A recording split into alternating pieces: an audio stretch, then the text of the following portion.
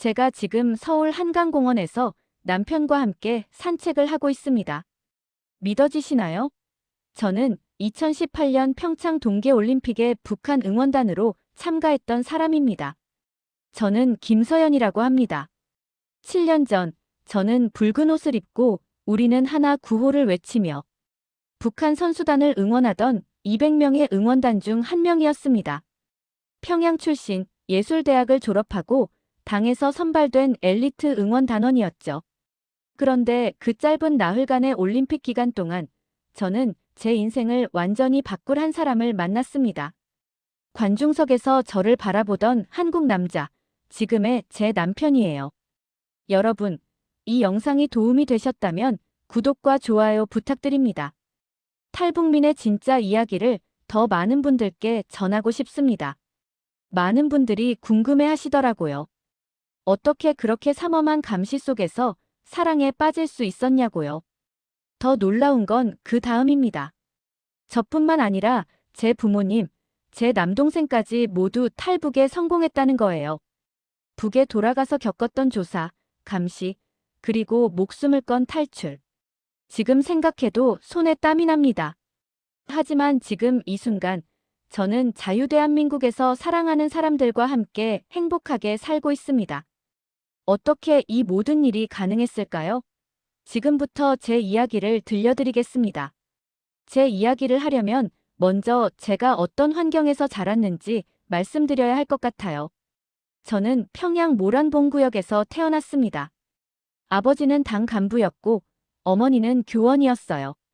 북한에서는 이런 걸 출신 성분이 좋다고 표현하죠. 덕분에 저는 평양예술대학 성악과에 입학할 수 있었습니다. 2017년 가을이었어요. 학교에 갑자기 통지가 내려왔습니다. 2018년 평창 동계올림픽 응원단 선발에 우리 대학에서 10명을 추천하라는 거였죠. 당시 남북관계가 조금씩 풀리던 시기였거든요. 선발 기준은 까다로웠습니다. 키가 160cm 이상, 용모가 단정하고 무엇보다 출신 성분이 확실해야 했어요. 3대가 깨끗해야 한다는 조건이었죠. 가족 중에 탈북자나 반당 인사가 있으면 절대 안 됐습니다. 면접은 정말 엄격했어요. 보위부 사람들이 와서 하나하나 신상을 조사했습니다. 남조선에 가서 당과 수령님을 욕되게 하지 않겠는가, 자본주의 사상에 물들지 않을 자신이 있는가 같은 질문들을 받았어요. 저는 합격했습니다. 선발된 200명 중 한 명이 된 거죠. 부모님은 정말 자랑스러워 하셨어요. 동생도 부러워했고요. 당시만 해도 저는 이게 얼마나 큰 영광인지 알고 있었습니다. 2018년 1월부터 훈련이 시작됐어요. 매일 6시간씩 응원 동작을 연습했습니다. 대한민국, 짝짝짝짝짝 이런 구호도 배우고 한반도기를 흔드는 동작도 익혔죠. 웃는 표정 연습도 했어요. 자연스럽게 하지만 과하지 않게 웃는 법을 배웠습니다. 가장 중요한 건 규율이었어요. 절대 남조선 사람들과 개인적인 대화를 하지 말 것, 숙소 밖을 함부로 돌아다니지 말 것, 휴대전화나 카메라를 만지지 말 것. 우리는 항상 조별로 움직여야 했고 조장이 인원을 수시로 점검했습니다. 그때만 해도 저는 이 모든 게 당연하다고 생각했어요. 우리가 체제를 대표하는 얼굴이니까 조심해야 한다고요. 남한이 얼마나 위험한 곳인지 우리를 회유하려고 할 거라는 교육을 수없이 받았거든요. 2018년 2월 7일, 우리는 드디어 평양을 출발했습니다. 만경대 행궁에서 마지막 당부를 받고 버스를 타고 판문점으로 향했어요. 그때까지만 해도 저는 나흘 뒤 다시 평양으로 돌아갈 거라고 믿었습니다. 판문점을 넘어서는 순간 저는 처음으로 남한 땅을 밟았습니다. 가슴이 두근거렸어요. 긴장 때문인지 아니면 다른 이유 때문인지 저도 잘 모르겠더라고요. 버스 안에서도 우리는 계속 감시를 받았습니다. 보위부 요원들이 함께 탔고 창밖을 보는 것도 조심스러웠어요. 하지만 저는 몰래 창밖을 봤습니다. 고속도로변의 높은 건물들, 달리는 자동차들, 밝게 빛나는 간판들. 북에서 본 것과는 완전히 달랐어요. 평창에 도착해서 숙소에 짐을 풀었습니다. 우리는 3명씩 한 방을 썼어요. 그리고 그날 저녁 첫 경기 응원을 나갔습니다. 2월 10일 여자 아이스하키 남북 단일팀 경기였어요. 경기장에 들어서는 순간 저는 압도당했습니다. 수천 명의 관중, 환한 조명, 그리고 자유롭게 웃고 떠드는 사람들. 북에서 본 그 어떤 경기장과도 달랐어요. 우리는 정해진 자리에 앉아서 응원을 시작했습니다. 우리는 하나, 대한민국, 구호를 외치고 한반도기를 흔들었죠. 그런데 그때였어요. 제 시선이 관중석 한쪽에 멈췄습니다. 한 남자가 저를 바라보고 있었거든요. 20대 후반으로 보이는 안경을 쓴 남자였어요. 그는 다른 사람들처럼 떠들지도 핸드폰을 보지도 않았어요. 그냥 저를 보고 있었습니다. 눈이 마주쳤어요. 그 순간 제 심장이 이상하게 뛰기 시작했습니다. 저는 황급히 고개를 돌렸어요. 이러면 안 돼, 김서연. 정신 차려. 속으로 다짐했죠. 하지만 경기 내내 자꾸만 그쪽을 보게 됐어요. 그도 계속 저를 보고 있었고요. 중간에 한 번, 그가 손을 가슴에 얹고 작게 고개를 숙였어요. 마치 인사하는 것 같았죠. 경기가 끝나고 숙소로 돌아왔습니다. 그날 밤, 저는 잠을 잘 수가 없었어요. 이상했어요. 불과 몇 초 눈이 마주친 것뿐인데 자꾸만 그 사람 생각이 났어요. 그 다음 날도 우리는 경기장에 나갔습니다. 그리고 놀랍게도 그 남자는 매번 같은 자리에 있었어요. 마치 저를 기다리는 것처럼요. 2월 12일 피겨 스케이팅 경기 때였어요. 경기 중간 휴식 시간에 저는 화장실에 가겠다고 했습니다. 조원 2명이 함께 따라왔죠. 우리는 절대 혼자 다닐 수 없었거든요. 화장실 앞 복도에서였어요. 그 남자가 멀리서 저를 보고 있었습니다. 옆에 있던 조원들이 잠깐 딴 얘기를 하는 사이 그가 작은 종이를 바닥에 떨어뜨렸어요. 그리고 지나가면서 작게 속삭였습니다. 주워주세요. 저는 심장이 터질 것 같았어요. 하지만 본능적으로 그 종이를 주었습니다. 그리고 재빨리 주머니에 넣었죠. 다행히 조원들은 눈치채지 못했어요. 그날 밤 화장실에 혼자 들어가서 그 종이를 펼쳤습니다. 떨리는 손으로요. 거기에는 이렇게 적혀 있었어요. 당신을 또 보고 싶습니다. 이게 마지막 기회일 수도 있겠죠. 내일 경기 후 출구 쪽에서 기다리겠습니다. 짧게라도 이야기할 수 있을까요? 마이너스 민준. 저는 그 종이를 찢어서 변기에 버렸습니다. 하지만 그 글자들은 제 머릿속에 선명하게 남았어요. 그날 밤, 저는 제 인생에서 가장 큰 결정을 내려야 했습니다. 2월 13일, 우리의 마지막 일정이었습니다. 폐막식 리허설 후 바로 평양으로 돌아가기로 되어 있었어요. 아침부터 마음이 복잡했습니다. 가야 하나, 말아야 하나. 하지만 제 발은 이미 결정을 내린 것 같았어요. 리허설이 끝나고 화장실에 간다는 핑계로 잠깐 자리를 떴습니다. 이번에는 한 명만 따라왔어요. 언니, 나 배 아파. 좀 오래 걸릴 것 같아. 저는 거짓말을 했습니다. 평생 그렇게 많은 거짓말을 한 적이 없었어요. 그럼 나 먼저 나갈게. 빨리 와. 동료가 먼저 나갔습니다. 저는 화장실에서 나와 복도 쪽으로 갔어요. 심장이 터질 것 같았습니다. 그리고 출구 근처에서 그가 서 있었어요. 올 줄 알았어요. 민준 씨가 작게 웃었습니다. 저는 5분도 안 돼요. 금방 들킬 거예요. 저는 떨리는 목소리로 말했습니다. 알아요. 그냥 한마디만 하고 싶었어요. 그가 저를 똑바로 쳐다봤어요. 당신이 행복해 보이지 않았어요. 경기장에서 웃을 때도 뭔가 슬퍼 보였어요. 그 말에 저도 모르게 눈물이 났습니다. 누군가 제 진짜 표정을 알아봐줬다는 게 믿기지 않았거든요. 저는 뭐라고 말해야 할지 몰랐어요. 이거 받아주세요. 그가 작은 봉투를 건넸습니다. 제 연락처예요. 언젠가 필요할지도 몰라요. 절대 무리하지 마시고요. 당신의 안전이 제일 중요해요. 저는 그 봉투를 받았습니다. 그리고 황급히 뒤돌아서 뛰었어요. 뒤에서 그의 목소리가 들렸습니다. 조심히 가세요. 꼭 다시 만나요. 그날 오후, 우리는 버스에 올랐습니다. 판문점을 향해 출발하는 버스 안에서 저는 창밖을 봤어요. 그리고 생각했죠. 나는 다시 이곳에 올 수 있을까? 판문점을 넘어 북으로 돌아오는 순간 공기가 달라지는 게 느껴졌습니다. 무거워지는 것 같았어요. 평양에 도착하자마자 우리는 보입으로 직행했습니다. 예상했던 일이었어요. 이틀 동안 신문이 계속됐습니다. 남조선 사람들과 접촉한 적 있는가? 남조선 물건을 받은 적 있는가? 남조선에 대한 환상을 품지 않았는가? 질문은 끝이 없었어요. 저는 최대한 차분하게 대답했습니다. 없습니다. 우리는 항상 함께 다녔고 숙소와 경기장만 오갔습니다. 다행히 그 짧은 만남을 아무도 목격하지 못한 것 같았어요. 하지만 집으로 돌아온 후에도 감시는 계속됐습니다.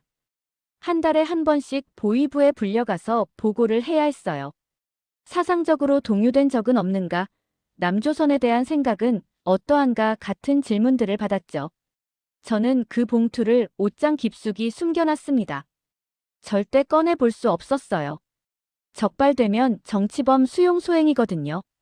하지만 그게 거기 있다는 것만으로도 위안이 됐습니다. 몇 달이 지났어요. 저는 다시 일상으로 돌아갔습니다. 대학에서 학생들을 가르치고 주말에는 당 행사에 참석했죠. 겉으로는 모범적인 당원으로 살았어요. 하지만 밤이 되면 자꾸만 그날이 생각났습니다. 평창의 밝은 불빛, 자유롭게 웃던 사람들, 그리고 민준 씨의 따뜻한 눈빛. 나는 왜 여기 있는 걸까? 나는 정말 행복한 걸까? 그런 생각을 하는 것 자체가 위험하다는 걸 알았어요. 하지만 한번 열린 의문은 닫히지 않았습니다. 그리고 2018년 여름, 제 인생을 완전히 바꿀 사건이 일어났습니다. 2018년 7월, 제 동생이 군대에서 영양실조로 쓰러졌습니다. 동생은 19살이었어요. 군복무를 시작한 지 6개월 만이었죠. 부모님과 함께 군 병원에 면회를 갔을 때 저는 충격을 받았습니다. 동생은 뼈만 남아 있었어요. 눈은 푹 꺼졌고 걸을 수조차 없었습니다. 누나, 나 배고파. 동생이 작게 중얼거렸어요. 군대에서는 하루에 옥수수죽 2끼만 나왔대요. 야채도 거의 없고요. 젊은 청년들이 영양실조로 쓰러지는 게 일상이었습니다. 하지만 아무도 불평할 수 없었어요. 수령님을 위해 헌신하는 게 영광이라고 세뇌당했으니까요. 그날 집으로 돌아오는 길에 저는 결심했습니다. 우리 가족을 이곳에서 꺼내야겠다.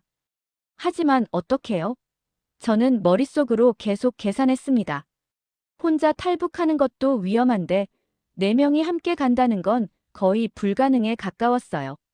그리고 문득 옷장 깊숙이 숨겨둔 그 봉투가 떠올랐습니다. 그날 밤 가족들이 모두 잠든 후 저는 봉투를 꺼냈어요. 손이 떨렸습니다. 6개월 만에 처음 여는 거였거든요. 안에는 작은 종이가 들어있었습니다. 이메일 주소와 전화번호, 그리고 짧은 메시지였어요. 당신이 도움이 필요할 때 연락하세요. 어떤 방법으로든 돕겠습니다. 당신의 안전이 최우선입니다. 마이너스 박민준. 저는 그 종이를 보며 한참을 울었습니다. 이 사람은 저를 단 5분도 만나지 못했는데 왜 이렇게까지 해주는 걸까요? 다음 날, 저는 부모님께 조심스럽게 말을 꺼냈습니다. 아버지, 어머니, 저희 여기서 계속 살 수 있을까요? 아버지가 놀란 표정으로 주위를 둘러보셨어요. 서연아, 무슨 소리냐? 누가 들으면 어쩌려고. 동생 봤잖아요. 저렇게 죽어가는데. 우리가 뭘 할 수 있어요? 어머니가 눈물을 흘리셨습니다. 알아, 다 알아. 하지만 어쩌겠니? 우리가 어디로 가겠니? 남한으로요. 저는 떨리는 목소리로 말했습니다. 그 순간 집안이 조용해졌어요.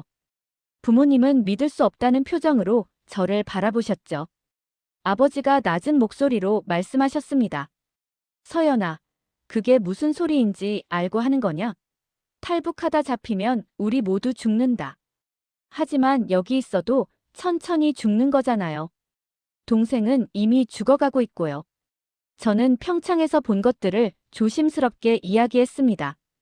밝은 거리, 자유로운 사람들, 그리고 저를 도와주겠다는 한 남자의 이야기를요. 부모님은 한동안 아무 말씀도 하지 않으셨어요. 그리고 아버지가 깊은 한숨을 쉬셨습니다. 생각해보마. 하지만 쉽지 않을 게다. 그로부터 한 달 동안 저희는 매일 밤 작은 목소리로 의논했습니다. 탈북 경로, 필요한 돈, 위험 요소들. 아버지는 당 간부였기 때문에 오히려 정보가 많았어요. 어떤 루트가 있는지, 얼마나 위험한지요. 가장 큰 문제는 동생이었습니다. 군대에서 빼내는 게 쉽지 않았거든요.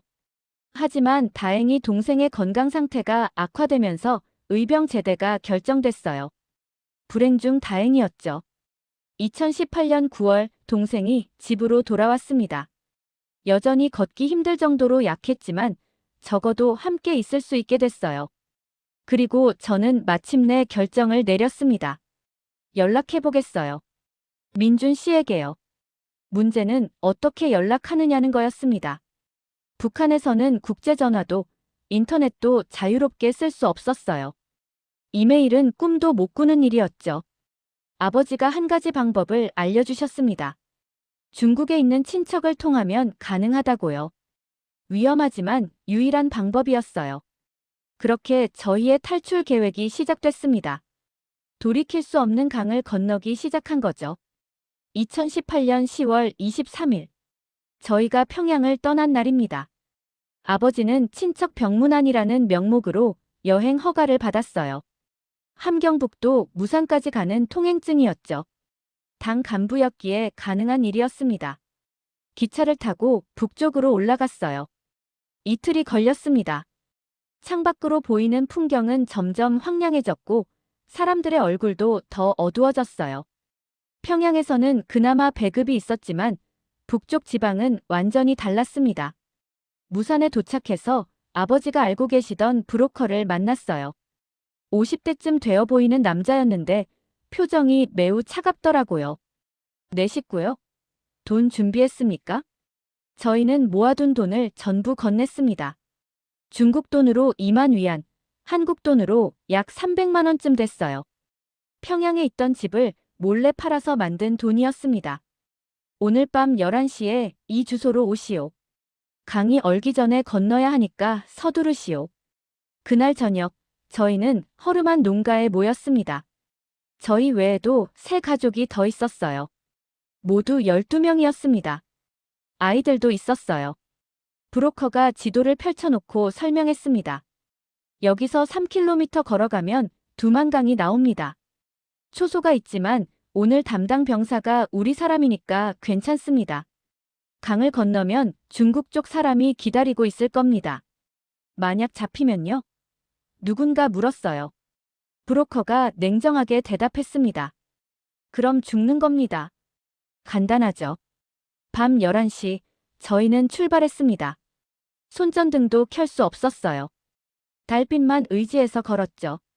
동생은 아직 몸이 약해서 아버지가 부축하셨고, 어머니는 제 손을 꽉 잡고 계셨어요. 10분쯤 걸었을 때 갑자기 개 짖는 소리가 들렸습니다. 모두 얼어붙었어요. 군견입니다. 빨리 숨으세요. 브로커가 속삭였죠. 저희는 길가 숲을 속으로 뛰어들었습니다. 심장이 터질 것 같았어요. 멀리서 손전등 불빛이 보였고 병사들의 목소리가 들렸습니다. 이 근처에 분명 누가 있다. 30분이 지났어요. 아니, 3시간처럼 느껴졌습니다.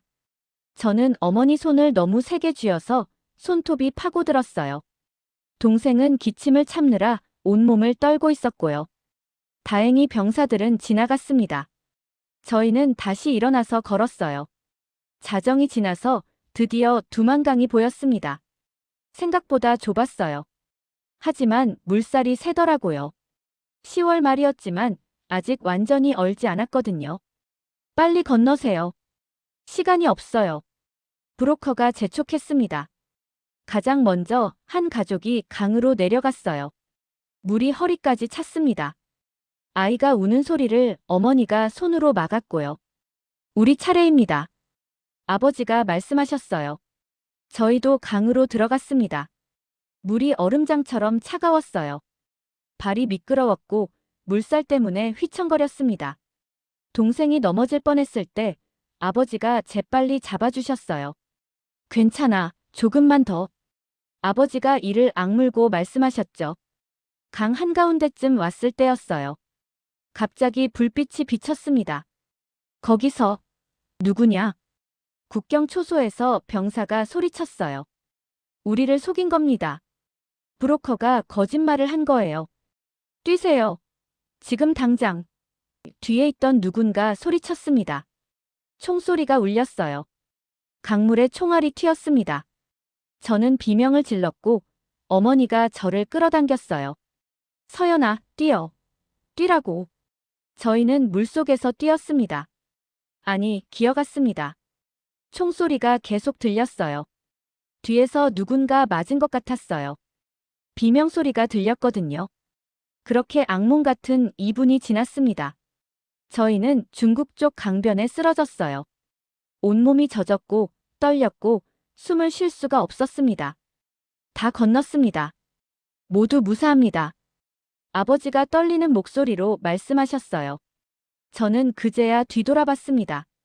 북한 땅을 마지막으로 봤어요. 그곳에서 24년을 살았습니다. 이제 다시는 돌아갈 수 없는 곳이 됐어요. 하지만 후회는 없었습니다. 우리는 살아남았으니까요. 중국 쪽에서 저희를 기다리던 사람은 조선족 아주머니였습니다. 60대쯤 되어 보였어요. 빨리 차 타세요. 여기도 위험해요. 저희는 낡은 벤에 올라탔습니다. 다른 탈북자들도 함께요. 차는 어둠 속을 달렸어요. 어디로 가는지도 몰랐습니다. 그냥 살아야 한다는 생각뿐이었죠. 2시간쯤 달려서 작은 마을의 허름한 집에 도착했어요. 지하실이 있었는데 거기가 저희 은신처였습니다. 여기서 며칠 지내세요. 한국 갈 방법을 찾아볼 테니까요. 아주머니가 말했습니다. 그 지하실에는 창문도 없었어요. 전구 하나만 달랑 있었고 바닥에는 낡은 이불 몇 장이 깔려 있었죠.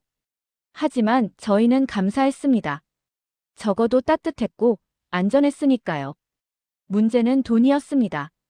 중국에서 한국까지 가는데 사람당 500만 원씩, 4명이면 2천만 원이 필요하다고 했어요. 저희한테는 없는 돈이었죠. 민준 씨한테 연락해야겠어요. 저는 아버지께 말씀드렸습니다. 조선족 아주머니가 중국 휴대폰을 빌려주셨어요. 손이 떨렸습니다. 6개월 전 받았던 그 번호로 전화를 걸었죠. 신호가 갔어요. 1번, 2번, 3번. 여보세요? 민준 씨 목소리였습니다. 저는 말을 잊었어요. 그냥 눈물만 나더라고요. 여보세요? 누구세요? 저예요. 평창에서. 응원단. 목소리가 떨렸습니다. 전화 너머로 숨소리가 들렸어요. 긴 침묵이 흘렀습니다. 서연 씨? 정말 서연 씨예요? 그의 목소리도 떨리고 있었어요. 네. 저 지금 중국이에요. 가족이랑 같이요. 어디에요? 지금 어디 계세요? 저는 아주머니께 위치를 물어봐서 알려드렸어요. 민준 씨는 잠시도 망설이지 않았습니다. 이틀 안에 갈게요. 꼭 기다리세요. 아무데도 가지 마시고요. 그 이틀이 20년처럼 느껴졌어요. 저희는 지하실에서 숨죽이며 기다렸습니다. 밖에서는 중국 공안이 탈북자를 단속한다는 소식이 들렸거든요. 잡히면 북한으로 강제 송환이었습니다. 이틀 후 정말로 민준 씨가 왔습니다. 문이 열렸을 때 저는 믿을 수가 없었어요. 평창에서 봤던 그 사람이 정말로 중국 시골까지 찾아온 거예요. 서연 씨. 그가 저를 보자마자 달려와서 안아줬습니다. 저는 그의 품에서 얼마나 울었는지 몰라요. 그동안 쌓였던 두려움, 고통, 불안이 전부 쏟아져 나왔습니다. 괜찮아요. 이제 괜찮아요. 제가 꼭 한국까지 데려갈게요. 그가 제 머리를 쓰다듬으며 말했습니다. 민준 씨는 정말로 모든 것을 준비해왔어요. 한국까지 가는 비용, 여권 위조 서류, 그리고 태국까지 가는 루트까지요. 그는 지난 6개월 동안 탈북자 지원 단체들과 연락하며 만약을 대비해왔다고 했어요. 언젠가 연락이 올 거라고 믿었어요. 그래서 계속 준비했습니다. 부모님도 민준 씨를 만났어요. 아버지는 처음에 경계하셨지만 곧 그의 진심을 알아보셨죠. 고맙습니다. 정말 고맙습니다. 아버지가 깊이 허리를 숙이셨어요.